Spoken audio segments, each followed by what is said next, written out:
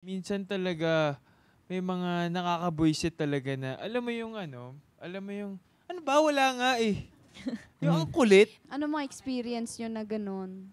Ako, sa Davao kasi marami. Di ko na sasabihin kung what I think asan nanggaling yun or kung bakit man. Pero sa Davao, ang daming mga, nasa mall ka, tapos biglang may lalapit sa'yo, may magbebenta ng ballpen, kunwari, or ng mga snacks, ganun, tapos biglang mag-aabot ng sobre.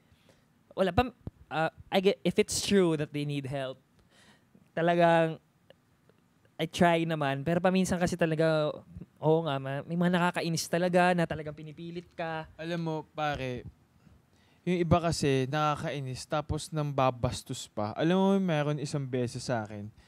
Sinabihan ba naman ako na, ano ba to? Ang pogi-pogi, walang pera.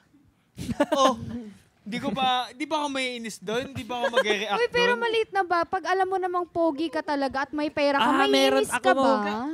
Hindi naman sa pero alam mo yung parang nandun ka sa moment na yun na parang bigla kang gaganunin na ang ganda-ganda ng araw mo, tapos biglang bubuysitin ka ng ganun. Mabubwisit ka talaga sa ganun, na maliit na bagay. Oo, mabibwisit ako. Like,